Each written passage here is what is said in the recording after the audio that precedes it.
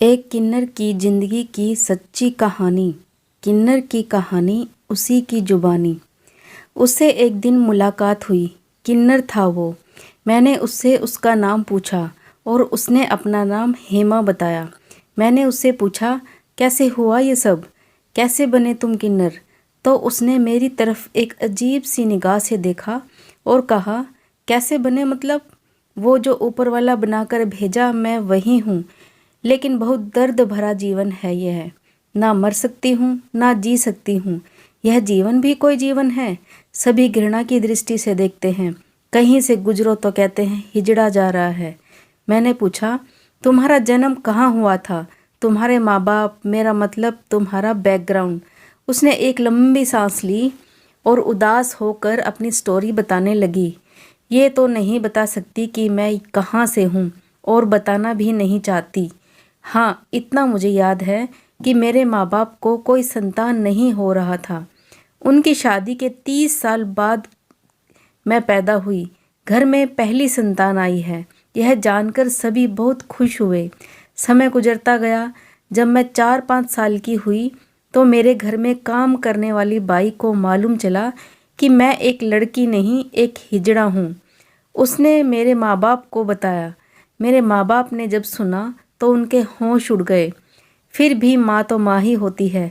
Finally मेरे माँ बाप ने निर्णय लिया कि हम अपनी संतान को पालेंगे पोसेंगे। उस समय मैं समझ नहीं पाई थी कि हिजड़ा क्या है। यह शब्द मेरे लिए नया था, बिल्कुल नया।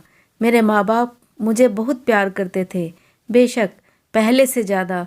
हालांकि मेरे माँ बाप को इस बात का डर था कि कहीं मोहल्ले में हल्ला ना हो जाए कि मैं किन्नर हूँ। इसलिए उन्होंने बाई को समझा दिया कि मोहल्ले में किसी को ना बताए कि मैं किन्नर हूँ। इसके बदले मेरे माता पिता उसे एक्स्ट्रा पैसे देते थे। समय गुजरता गया और देखते ही देखते मेरी उम्र 15 साल की हो गई और यहीं से शुरू हुई मेरी स्टोरी, लड़की से किन्नर बनने की। मेरी आवाज़ बदलने लगी, मेरा चाल ढाल बदलने लगा। मैं खुद हो परेशान हो उठी कि ये मेरे साथ क्या हो रहा है और क्यों हो रहा है, और क्या मैं सचमुच किन्नर हूँ? कहते हैं कि सच्चाई बहुत दिनों तक छिप नहीं सकती। एक दिन मोहल्ले में एक लड़के के साथ मेरा झगड़ा हुआ। काफ़ी भीड़ इकट्ठी हो गई और गुस्से में ऑटोमेटिक एक किन्नर की तरह तालियां पीट पीट कर उस लड़के को गाली देने लगी। और यह सब देखकर दंग हो गए और यहाँ पर राज खुल गया कि मैं एक किन्नर हूँ। मोहल्ले में मेरे माँ बाप का चलना मुश्किल हो गया। इधर मेरे में भी बहुत बदलाव आने शुरू हो गए। जैसे कि मुझे लड़कियों के कॉस्ट्यूम पसंद आ रहे थे। मैं कभी माँ की साड़ी पहन लेती थी, कभी मुझे समीज सलवार पहनने का मन करता था, कभी लिपस्टिक और चूड़ियाँ पहन लेती थी। अब मुझे भी विश्वास हो चुका था कि मैं ना तो मर्द हूँ और ना ही औरत, मैं एक किन्नर हूँ। थोड़े दिनों बाद ही मेरे घर पर एक किन्नर समुदाय से कुछ किन्नर पहुँचे और मेरे माँ बाप से मुझे मांगने लगे, यह कहकर कि आपकी संतान आपका समाज की नहीं है, इसका समाज अलग है और हम इसे अपनी कम्युनिटी में लेकर जाएंगे। मेरे माँ बाप मुझे जाने नहीं देना चाहते थे, लेकिन मैं जाने के लिए तैयार हो गई क्योंकि मुझसे अपने माँ बाप की बेइज्जती और सहन नहीं होती थी। मेरे माता पिता की आंखों में आंसू थे और जाते वक्त उनसे मैंने वादा किया कि मैं उनकी संतान हूँ और हमेशा रहूँगी, उनसे हमेशा मिलने आया करूँगी।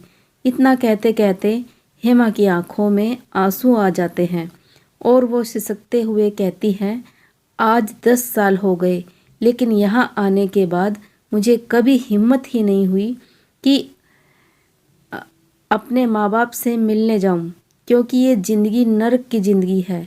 और मैं सोचती हूँ कि अब कौन सा चेहरा लेकर उनके पास जाऊँ, क्योंकि मुझे खुद से और खुद की ज़िंदगी से बहुत घिन होती है। लेकिन उनकी बहुत याद आती है। बचपन में ही उन्हें पता चल गया था कि मैं एक किन्नर हूँ, फिर भी उन्होंने मुझे बहुत प्यार किया। और उसके बाद उतना प्यार कभी किसी ने नहीं किया। कहते कहते हेमा फवक फवक कर रो पड़ती है। मेरी आंखों में आंसू आ गए थे। मैंने हेमा के कंधे पर हाथ रखा और सांत्वना देते हुए कहा, हेमा, जो तकदीर में लिखा होता है वही होता है और वही मिलता है। शायद भगवान को यही मंजूर था, पर तुम बहुत खुशनसीब हो कि तुम्हारे माँ बाप ने सच जानने के बाद भी इतना प्यार दिया था, और बहुत साहसी भी हो कि अपने माँ बाप की इज्जत के लिए तुमने अपना रास्ता चुना। हेमा अपने आँख के आंसुओं को पोंछते हुए कहती है, घिन आता है मुझे इस समाज पर और समाज के लोगों पर।